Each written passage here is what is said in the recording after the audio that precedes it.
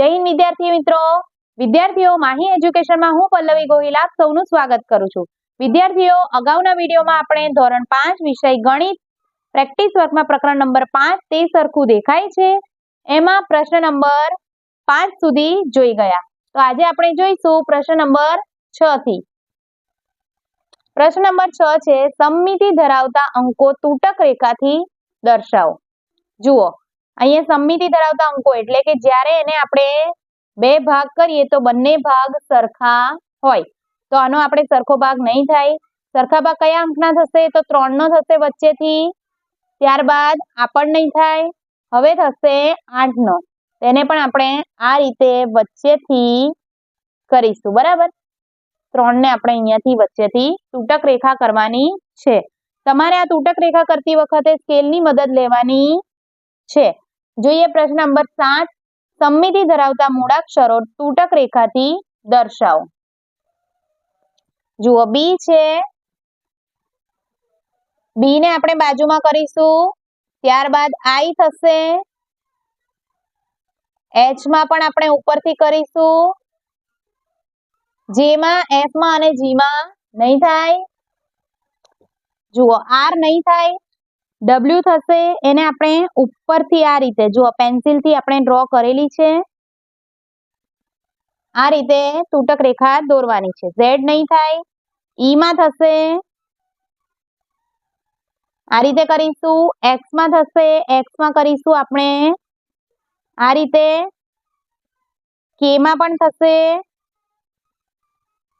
એમ માં થશે. બરાબર, બાકીના મૂળાક્ષરમાં થાય નહીં. બરાબર, બાકીના મૂળાક્ષર સમમિતિ ધરાવતા નથી. આપણે જોઈએ હવે પ્રશ્ન નંબર 8. નીચેના દરેક આકારમાં સમમિતિ દર્શાવતી તૂટક રેખા દોરો. અહીંયા અલગ અલગ આકાર આપ્યા છે, એમાં આપણે સમમિતિ દર્શાવતી તૂટક રેખા દોરવાની છે. જુઓ, પહેલી આકૃતિ ઊંધો ટી આપ્યો છે. તો અહીંયા આપણે પેન્સિલથી ઓલરેડી દર્શાવેલી છે તૂટક રેખા. એને આપણે આ રીતે ઊભી કરીશું. બરાબર, જેનાથી બંને બાજુ સરખા ભાગ થાય. આમાં આપણે આ રીતે ઊભી પણ કરી શકીએ અને આડી પણ કરી શકીએ. બે ભાગ. બરાબર, કાં તો ઊભી કાં તો આડી, બંને નથી કરવાના. ત્રીજું છે એ છે.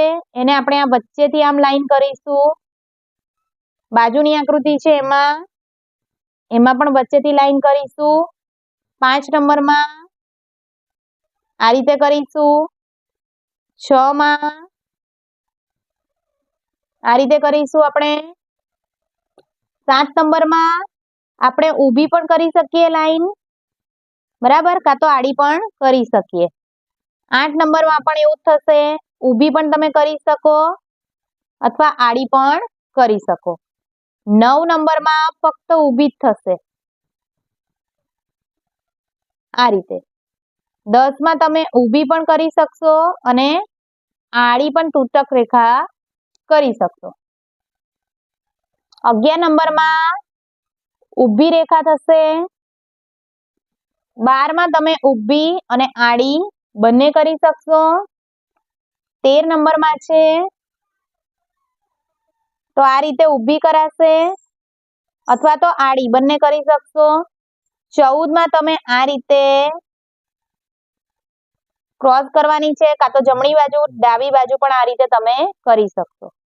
15 નંબરમાં આડી કરવાની છે અથવા તો ઊભી પણ તૂટક રેખા થઈ શકે.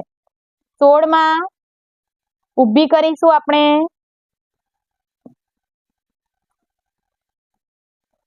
17 નંબરમાં જુઓ, બી છે. બી મૂળાક્ષરને વચ્ચેથી આપણે કરી શકીએ તો આ રીતે કરીશું. અને 18 માં ઊભી અને આડી બંને થશે. પ્રશ્ન નંબર 9 છે નીચેના ચિત્રમાં દર્શાવેલ ભાગ પર દર્પણ રાખતા તેની સામેનું ચિત્ર કેવું દેખાશે? દોરો. દર્પણ એટલે શું? તો અરીસો. અહીંયા જ્યાં પણ અહીંયા અરીસાનું આપ્યું છે એ અહીંયા બી છે, સી છે અને ડી. બરાબર, તો આપણે શું કરવાનું છે? અહીંયા જ્યાં જ્યાં પણ અરીસો મૂક્યો છે તે અરીસો મૂકતા સામેનો ભાગ કેવો દેખાશે એ આપણે એનું ચિત્ર દોરવાનું છે. તો આ તમારે અહીંયા અરીસો મૂકવાનો અને એ ભાગને જોવાનો, એ ભાગની સામેનું ચિત્ર કેવું દેખાશે એ તમારે દોરવાનું છે. આ તમારે જાતે કરવાનું છે. અહીંયા અરીસા મૂકીને વારાફરતી જાતે 3 આકૃતિ 3 અરીસા છે માટે 3 આકૃતિ થશે. તમારે 3 અલગ અલગ આકૃતિ દોરવાની છે. પ્રશ્ન નંબર 10 છે, સમમિતિ દર્શાવતા અડધા ભાગમાં રંગ પૂરો. તો જુઓ, આ સમમિતિ દર્શાવતો અડધો ભાગ તો ઓલરેડી આપણને ડાર્ક આપ્યો છે અહીંયા, તો બાકીના ભાગમાં આપણે રંગ પૂરવાનો છે. આ બીજી આકૃતિ જુઓ, આમાં પણ વચ્ચેથી સમમિતિ થાય છે, આમાં પણ વચ્ચેથી થાય છે, બંને ભાગ સરખા, અહીંયા પણ વચ્ચેથી બંને ભાગ સરખા. પાંચમામાં જુઓ, અહીંયાથી થાય છે, બે ભાગ સમાન પડે છે, તો એક ભાગ જે રંગ વગરનો છે તેને આપણે કરીશું રંગ. છઠ્ઠામાં પણ વચ્ચેથી થશે.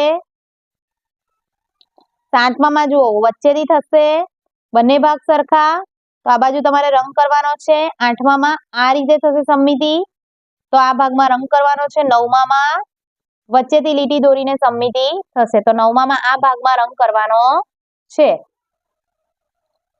જુઓ, સમજો અને યાદ રાખો. આ તમને આપ્યું છે અને 1/4 ફેરવવાનું છે. હવે 1/4 એટલે શું?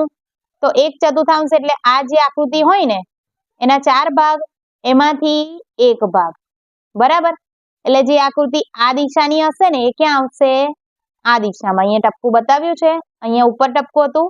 શું થશે? એ ફરશે, આકૃતિ ફરશે તો આ દિશામાં આવશે. એટલે અહીંયાથી એટલે કેટલા વાગ્યા કહેવાય? 3 કલાક.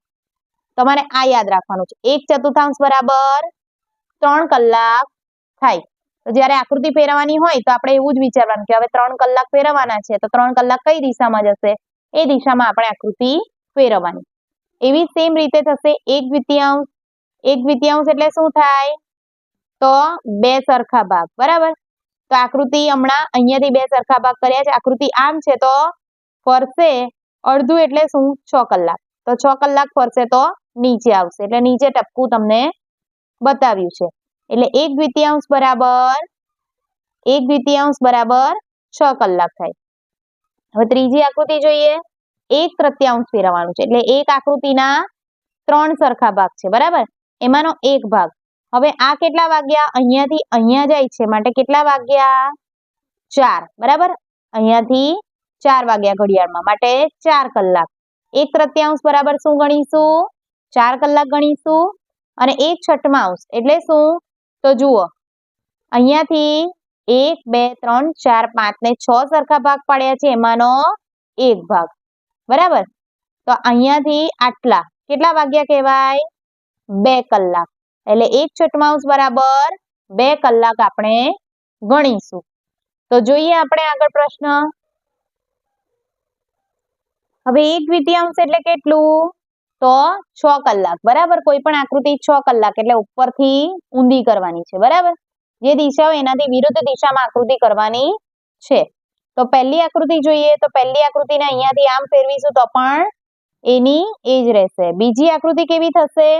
તો આ જે છે એ આકૃતિ આમ ઊંધી થઈ જશે. તો જોઈએ આપણે. બીજી આકૃતિ આ રીતે થશે. ત્રીજી આકૃતિમાં સીધી આઈસ્ક્રીમ છે, તો શું થશે? આઈસ્ક્રીમ ઊંધી થઈ જશે, બરાબર? 6 કલાક એટલે શું થવાનું છે? અડધું. એટલે સીધી ઊંધી જ ફેરવી દેવાની છે આપણે. તો આમાં ચોથી આકૃતિમાં સીધું કમળ બતાવ્યું છે જે ઊંધું થઈ જશે. પાંચમી આકૃતિમાં કોઈ ફરક આવે નહીં. છઠ્ઠી આકૃતિમાં શું થશે? છઠ્ઠી આકૃતિ આ રીતે થશે. સાતમી આકૃતિ શું થશે? તો સાતમી આકૃતિ જે ઊંધો કંઠ છે એ આપણો સીધો થઈ જશે, બેલ. પછી આઠમી આકૃતિમાં પેન્સિલની દિશા બદલાઈ જશે. નવમી આકૃતિમાં સીધો મગ આપ્યો છે ઊંધો થઈ જશે. અને 10મી આકૃતિમાં પણ દિશા બદલાઈને નીચેની તરફ પોઈન્ટ થશે. 11મી આકૃતિમાં ચંદ્રની દિશા બદલાઈ જશે. 12મી આકૃતિમાં ચાવી ઊંધી છે એના બદલે સીધી થઈ જશે. 13મી આકૃતિમાં શું થશે? તો આ આકૃતિ આમ હતી એના બદલે ઊંધી થઈ જશે. 14મી આકૃતિમાં જે છે એની એ જ રહેશે, આ બદલાય નહીં. 15મી આકૃતિમાં શું થશે? તો ઘડિયાળ સીધી છે એના બદલે ઊંધી થઈ જશે અને દિશા એની સમય આ દર્શાવશે. 16મી આકૃતિમાં આની દિશા આ તરફની હતી એ ઊંધી થઈ જશે. 17મી આકૃતિમાં જે સીધું ઝાડ છે એ ઊંધું થઈ જશે. અને ત્યારબાદ 18મી આકૃતિમાં જે ઊંધો પી હતો એના બદલે બી થઈ જશે. બરાબર, 6 કલાક ફેરવીશું એટલે સ્મોલ બી થઈ જશે. અને 19 અને 20 આકૃતિમાં કોઈ ફરક પડે નહીં. તો વિદ્યાર્થીઓ, આ સાથે જ આપણો વિડીયો આજનો પૂર્ણ થાય છે. હવે મળીશું નેક્સ્ટ વિડીયોમાં નેક્સ્ટ ટોપિક સાથે. આજનો વિડીયો તમને કેવો લાગે કમેન્ટ કરીને જરૂરથી જણાવશો અને સાથે જ મારી ચેનલને લાઈક, શેર અને સબસ્ક્રાઇબ કરી લેશો જેથી તમને આવા વિડીયો મળતા રહે. વિદ્યાર્થીઓ, નીચે ડિસ્ક્રિપ્શન બોક્સમાં તમને દરેક વિડીયોની દરેક પ્લેલિસ્ટની લિંક મળી જશે જેમાં જઈને તમે વિડીયો જોઈ શકશો. તો હવે મળીશું નેક્સ્ટ વિડીયોમાં નેક્સ્ટ ટોપિક સાથે. જય હિન્દ.